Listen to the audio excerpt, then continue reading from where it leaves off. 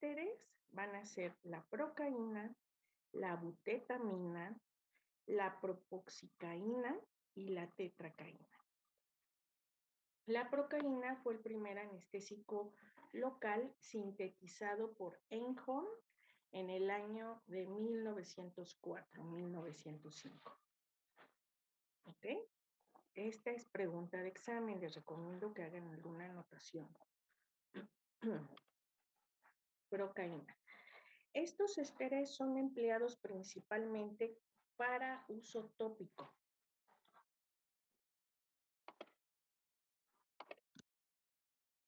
Cambió la diapositiva, estamos viendo una que se llama amidas. No. No cambió. No. Ok. Se ve ésteres.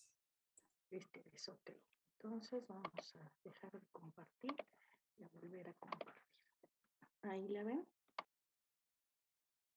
Sí, ya sé. Sí. Gracias.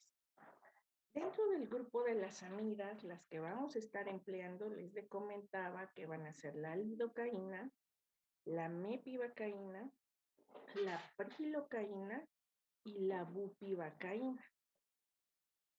Estas dos últimas, bupivacaína y prilocaína, ya están en desuso. Entonces, básicamente vamos a estar trabajando con lidocaína y mepivacaína.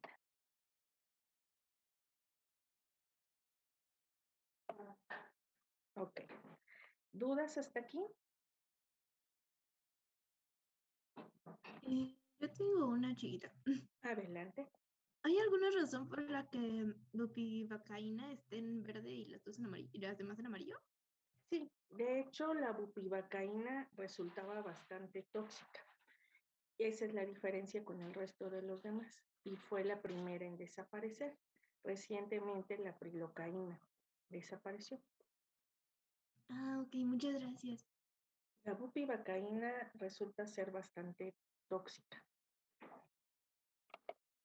Y la prilocaína, a pesar de ser uno de los primeros anestésicos, digamos el precursor de lidocaína y mepivacaína, no es tan nociva como la bupivacaína. De hecho, la prilocaína, les comentaba yo en días pasados, que todavía llegamos a emplearla con el nombre comercial Citanest, que les dije que era una maravilla porque lo empleábamos en todo mundo, ¿no? Y que no causaba toxicidad. Sin embargo, después con el tiempo, pues no causaba toxicidad porque no lo habían estudiado, pero ya cuando se pasaron los años y empezamos a ver los efectos adversos, pues ya se empezaron a valorar que este anestésico produce metahemoglobinemia.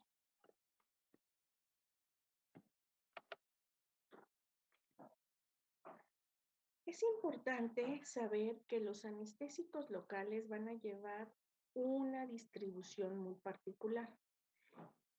Estos anestésicos, esta distribución va a depender de algunos factores. Número uno, el volumen, es decir, la cantidad de anestésico que voy a colocar. Número dos, la concentración. Ya lo hemos visto, no es igual al 2 que al 3 o al 4%. La presión. Evidentemente, si yo infiltro un anestésico con mayor presión, voy a forzar a que este líquido ingrese de manera más rápida al torrente sanguíneo, generando una alta probabilidad de toxicidad. La velocidad. ¿A cuánto quedamos que se debe de administrar un anestésico local? ¿A qué velocidad?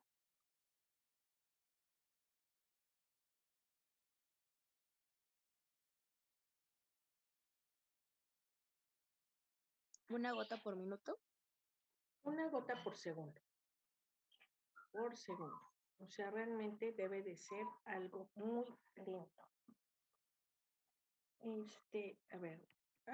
Permítanme un segundo, por favor.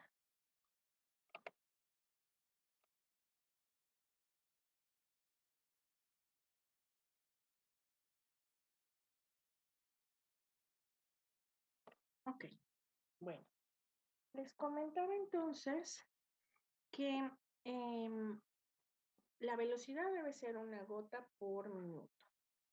El sitio de inyección es importante. ¿Por qué consideran ustedes que el sitio sea importante? ¿Qué tengo que saber yo acerca de esto? ¿Puede ser por la irrigación? Perdón, no te escuché bien. ¿Por la irrigación podría ser Claro, el lugar? claro, por supuesto. ¿Qué se preferirá? ¿Que haya mayor irrigación o que haya poca irrigación? Mayor. Mayor, ¿verdad? Porque incluso les comenté, se acordarán, que está contraindicado el uso de anestésicos locales con vasoconstrictor en sitios con poca irrigación, como serían los dedos de las manos, los dedos de los pies, como serían el pabellón auricular, la nariz, etcétera, ¿no? Porque estos sitios tienen muy poca inervación. Muy poca irrigación. Y esto conllevaría a generar una vasoconstricción del único o pocos vasos existentes en el sitio que pudieran desencadenar una necrosis. Ahora bien, el sitio de inyección también es importante porque yo como odontólogo debo de conocer la anatomía. Tengo que saber por dónde cursan las fibras nerviosas y obviamente poder realizar una técnica adecuada que me lleve a la infiltración de manera adyacente al sitio de la inervación. Recuerden que ninguno de estos anestésicos lo vamos a colocar directamente sobre la fibra nerviosa. Todos se distribuyen por cercanía. La infiltración es en la periferia y se distribuyen a la distancia. ¿Ok?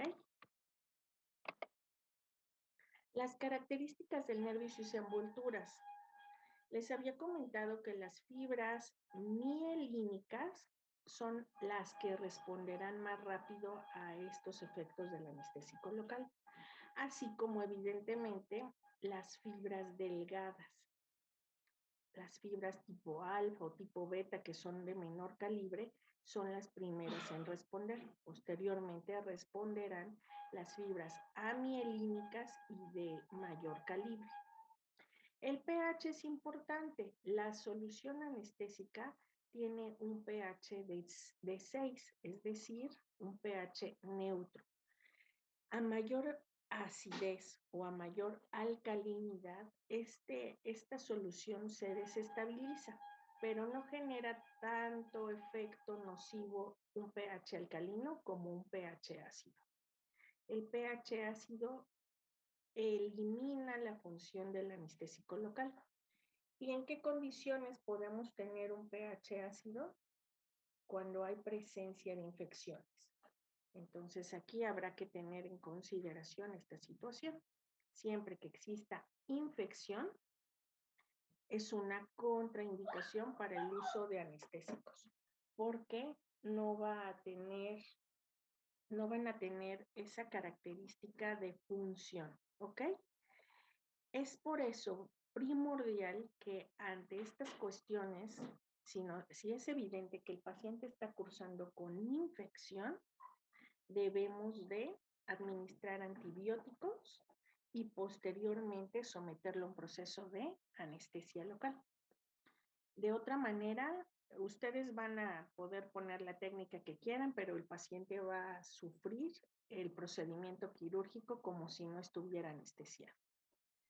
Ok.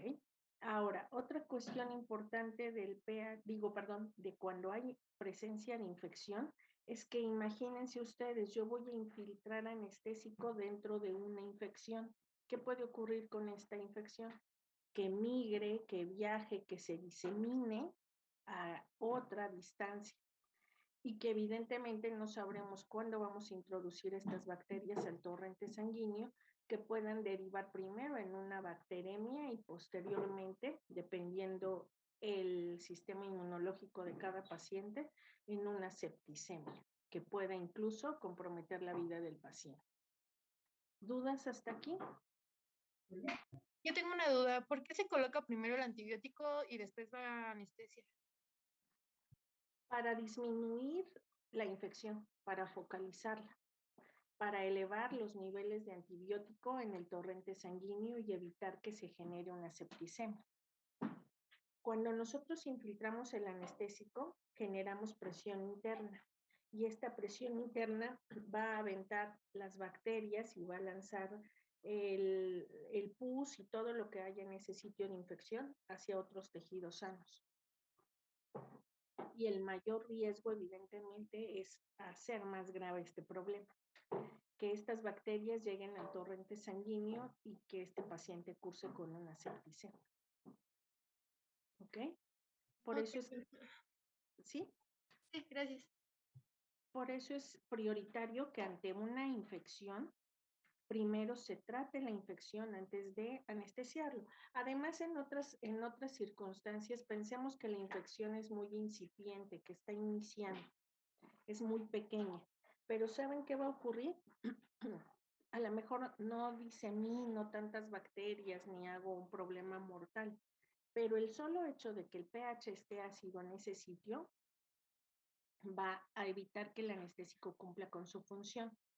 Y entonces van a tener un paciente inquieto, ansioso, nervioso, con mucho estrés y con mucha liberación de catecolaminas, principalmente adrenalina, con posibilidades de hipertensión, infarto, etcétera. El dolor deriva en todos los accidentes que puedan presentarse en la unidad dental, lo que me quieran decir, hipertensión, una hiperglucemia, hipoglucemia, un infarto agudo al miocardio, una angina de pecho, lo que gusten y manden, un síncope, una lipotimia, lo que gusten pensar, el 95% de ellas viene derivado del estrés. Entonces, de ahí que sea bastante importante que ustedes aprendan a manejar a los pacientes, generándoles confianza y tranquilidad. El pH sí va a intervenir porque evidentemente si hay infección, el anestésico no va a hacer función.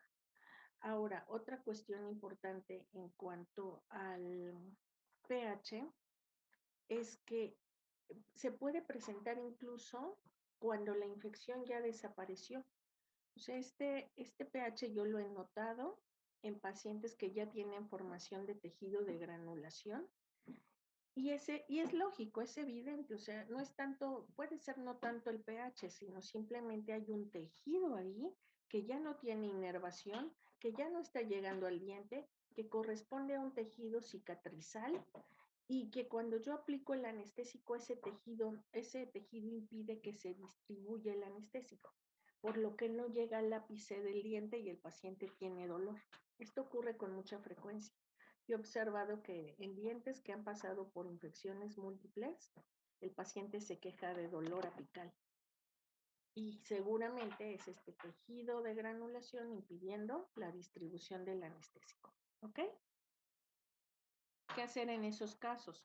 Existen varias técnicas que ya vamos a ver para reforzar por diferentes sitios este anestésico.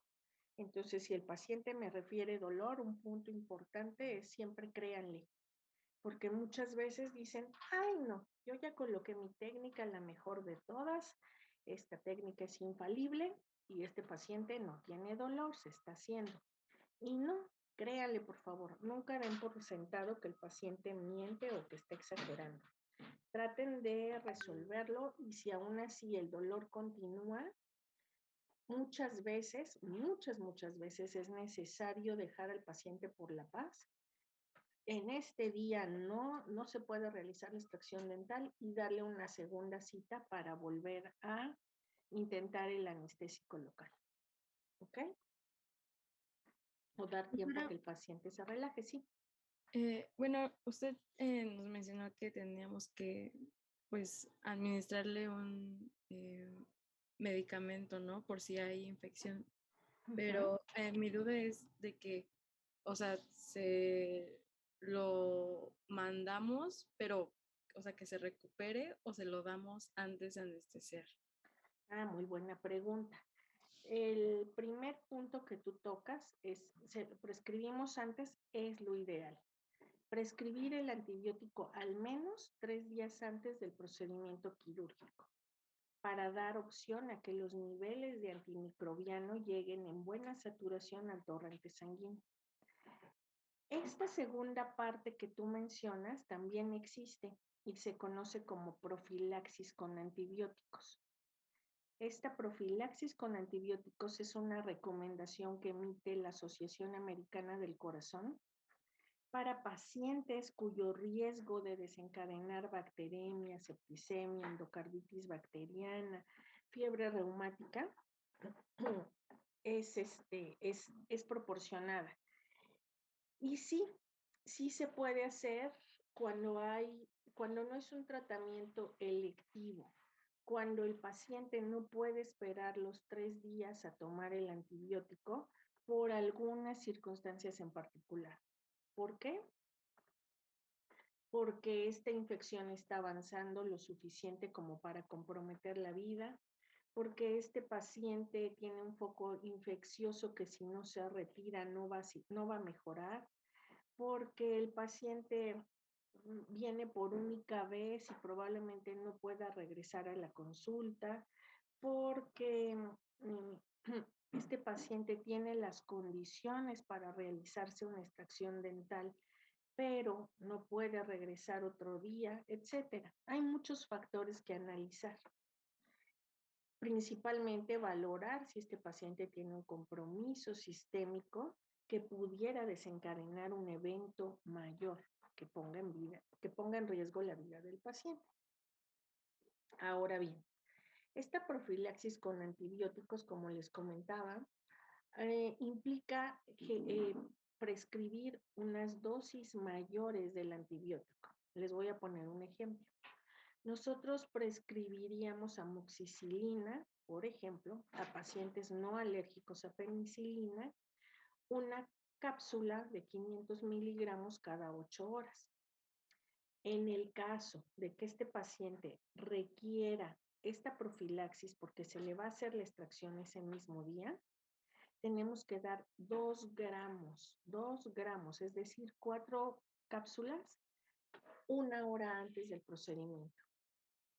Posterior al procedimiento, 1 hora después, 500 miligramos. Y de ahí, cada 8 horas, 500 miligramos hasta completar el esquema de 7 o de 10 días, dependiendo del caso. No hay en medicina resultados exactos, recetas de cocina, no las hay. Recuerden que somos entes vivos, somos sistemas complejos, sistemas biológicos complejos. Entonces depende de cada historia clínica, depende de cada paciente, que coloquemos siempre en una balanza el riesgo-beneficio y que beneficie más a este paciente dadas sus características. ¿Ok?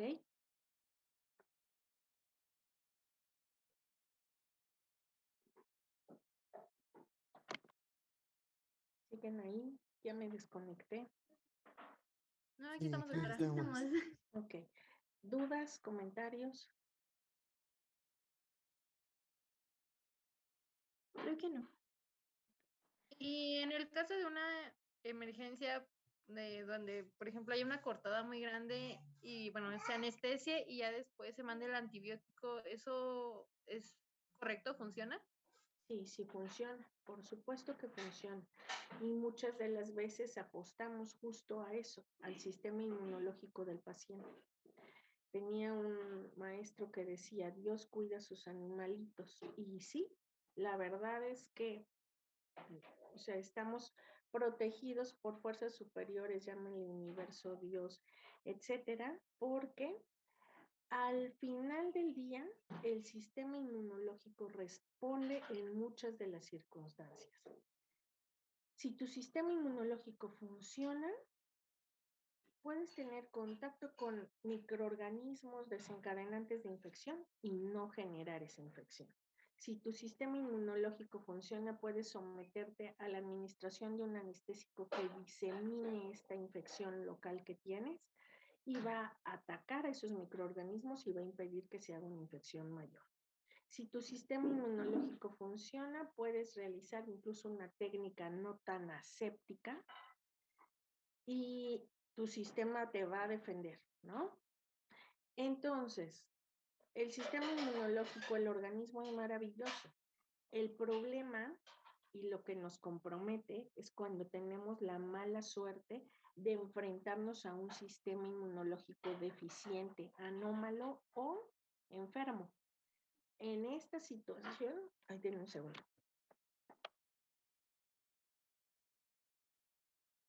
Perdón, en esta situación, aunque nosotros realicemos una iatrogenia mínima, por ejemplo, el uso a lo mejor vamos a poner un ejemplo, o sea, no es lo correcto, pero la Alegra se contaminó y yo la empleé para realizar el debridamiento del colgajo. Es mínima la contaminación, probablemente, pero si el sistema inmunológico está deficiente, va a generar una infección local. Entonces, esta es la situación. Y cuando te enfrentas a una complicación como la infección, pues lo primero que van a analizar va a ser tu técnica. Y si tú ocupaste instrumental sucio, pues opera en la ley como una negligencia médica y es sancionado. Si tú llevaste a cabo la técnica como debiera ser, pero por mala suerte este paciente cursó con una infección que puso en peligro su vida, opera diferente, porque no lo hiciste de manera intencional. Tú actuaste de forma correcta, haciendo lo que tienes que hacer. Entonces, por si sí o por si no, por si me toca un sistema inmunológico bueno o malo, hay que hacer lo que se tiene que hacer cuando se tiene que hacer. ¿Ok? A pesar de que les decía, Dios cuida a sus animalitos y nos protege de muchísimas cosas que a veces vemos, porque hemos visto pacientes que llegan con mega infecciones y que se les tiene que operar en ese momento y que sanan casi inmediatamente, como hemos visto pacientes que de la nada se complican y se complican y se complican. Entonces, a pesar de esta situación, nosotros debemos siempre de aplicar los conocimientos que tenemos y hacer lo que se considera óptimo, correcto para cada caso. ¿Ok? Sí. Bueno, despierten, chicos, ya casi nos vamos. En 10 minutos. Doctora, Sí.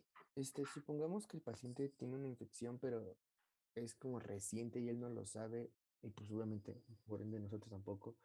¿Ahí qué pasaría? ¿O es muy raro ese caso o de No, plano no sí, pasa?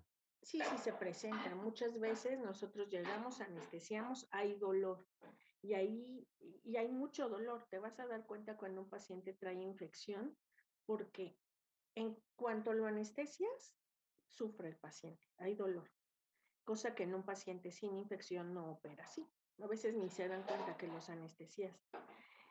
Punto número 2, cuando empiezas a hacer la técnica, por ejemplo, en una extracción dental, empiezas a debridar el diente, empiezas a tratar de generar movimiento, el paciente está quejándose todo el tiempo. Me duele, y me duele, y me duele. Y tú sabes que la técnica estuvo bien aplicada, le está doliendo.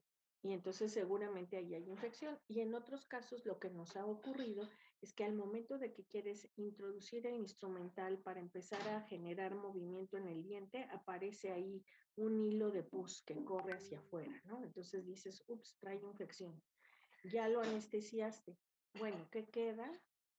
Quitar el diente, lavar abundantemente con solución fisiológica y muchas veces lavar también con iodopovidona para que cumpla su función antiséptica en ese sitio y prescribir el antibiótico casi que saliendo de la clínica o si es posible que lo tome antes de salir de la clínica para que esa infección se empiece a tratar.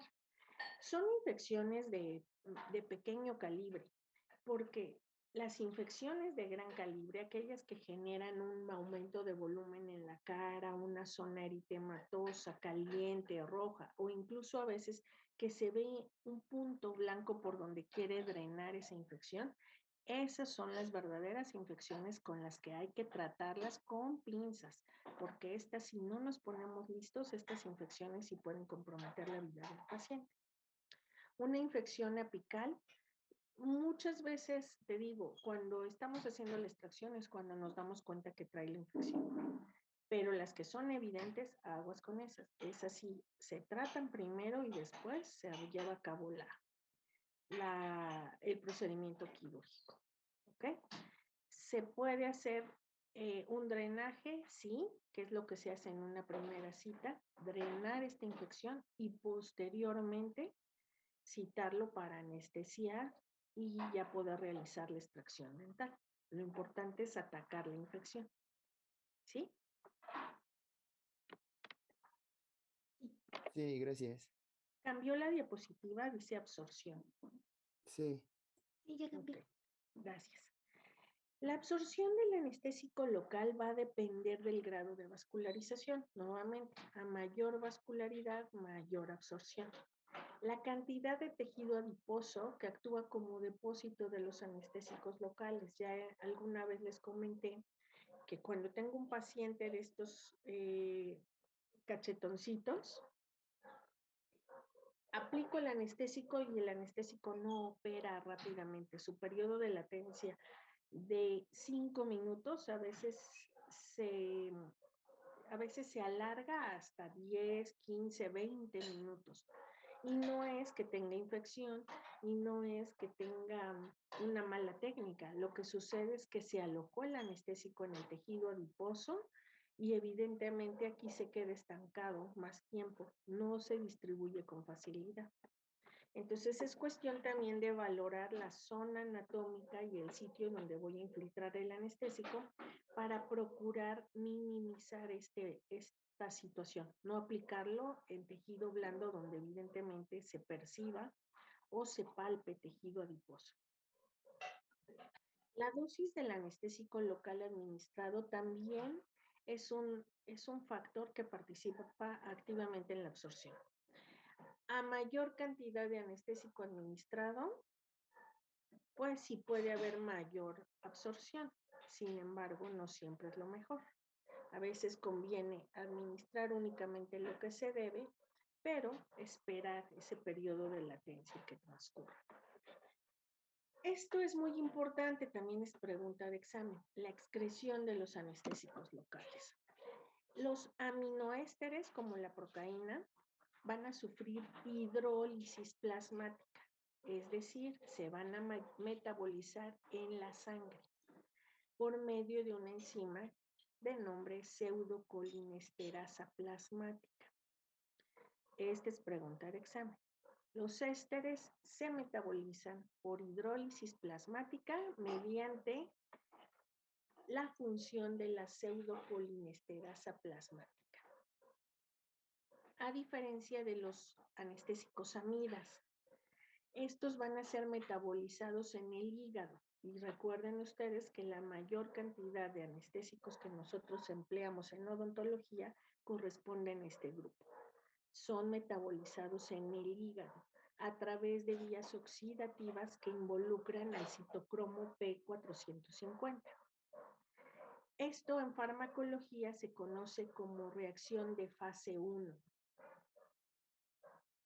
Después van a sufrir un proceso de conjugación con ácido glucurónido. A esto en farmacología se le conoce como fase 2. Solo un 5% de este anestésico que ustedes coloquen se va a eliminar al 100%, sin modificarse. Y estos anestésicos se excretan mediante, ya vimos, sangre e hígado, pero se excretan mediante orina, es decir, participa el riñón también. Aquí es importante tener en cuenta que muchos de nuestros pacientes que pueden llegar a la consulta tengan una afectación hepática o renal. Dependiendo la magnitud de esta afectación, es que vamos a realizar modificaciones a la administración de los anestésicos. Muchas de las veces operan en sentido de disminución. En vez de aplicar un cartucho de anestesia, a estos pacientes les voy a poner medio cartucho. Y por ejemplo, en el caso de pacientes que tienen problemas renales, que ya están siendo dializados porque sus riñones ya no funcionan, es importante realizar el tratamiento con los anestésicos locales un día antes de la diálisis. ¿Para qué? Para que este anestésico pueda ser metabolizado y excretado mediante la diálisis al día siguiente. De otra manera, si lo hacemos un día después de la diálisis, ese paciente se va a quedar con el anestésico en el cuerpo y se va a estar girando y va a estar, puede generar toxicidad, va a estar ahí circulando hasta que llegue el evento de diálisis, ¿ok?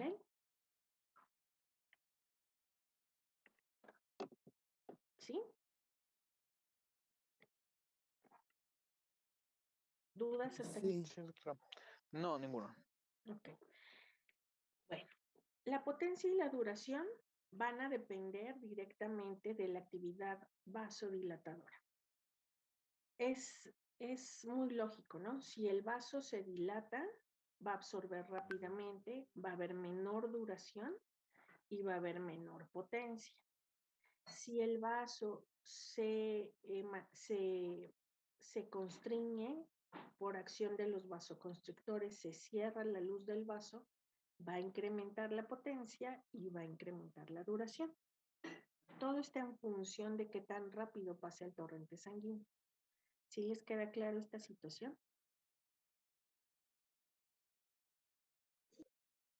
sí. Bueno, las características de la difusión tisular, esto tiene que ver como el ejemplo que les ponía antes. Si hay un tejido adiposo en ese tejido donde estoy infiltrando el anestésico, pues va a tardar mucho, va a disminuir la potencia y va a disminuir la duración.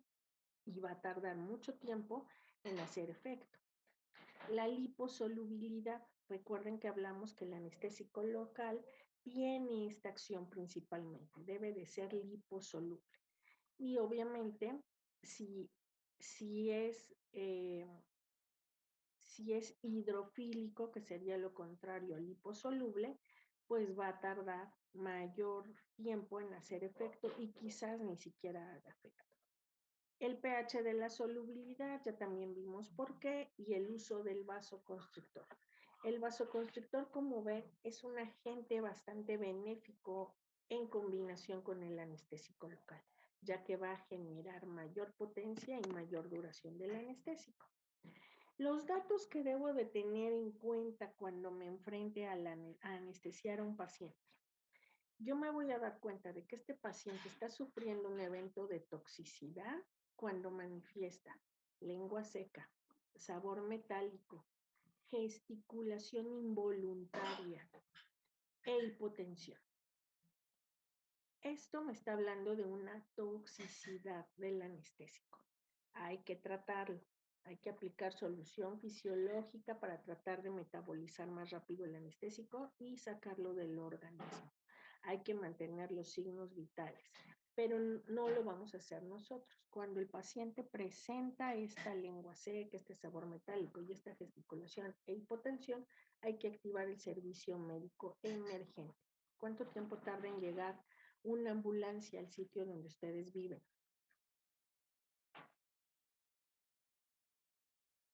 Mucho. Mucho, ¿verdad? En la facultad tenemos la ventaja de que pues están ahí mismo, tardarán 5 minutos, pero generalmente en el sitio donde vivimos, muchas veces vivimos hasta la punta del cerro y evidentemente tardará mucho más. Entonces, hay que contemplar esto. Lo importante, lo vital de este tema es no generar la toxicidad del anestésico. Por eso hemos aprendido las fórmulas, el manejo, la indicación y la forma correcta de administrar los anestésicos. ¿Ok? Lo vamos a dejar aquí. Les voy a pedir, ya les había yo hablado de una práctica. Nuestra primera práctica va a ser nervio trigémino y facial. Quiero que hagan lo que ustedes prefieran, que se les facilite, que les ayude a memorizar.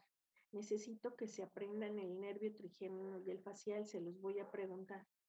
Esto ya lo vieron en fisiología, ya lo vieron en anatomía, es solo un recordatorio. Entonces, pueden hacer un video, pueden hacer una maqueta, pueden hacer un esquema de dibujo, lo que su condición económica, emocional, mental, de tiempo y disposición les permita. Es calificación. Entonces, esta maqueta la quiero para dentro de 15 días, ¿ok? O lo que vayan a hacer, su trabajo que vayan a hacer. ¿Cómo le llaman ustedes? Un TikTok donde lo expliquen, no creo que les alcance el tiempo, pero bueno, ustedes que saben más de estos medios de comunicación y demás, algo que les ayude a memorizar el nervio trigémino y el nervio facial. Son los dos que tenemos que saber de memoria. ¿Ok? Sí, está bien. Sí, está bien, Sí, doctora, doctora. está bien. Bueno, me mandan el trabajo cuando lo tengan listo en 15 días al Drive, por favor. Ya tienen mi correo.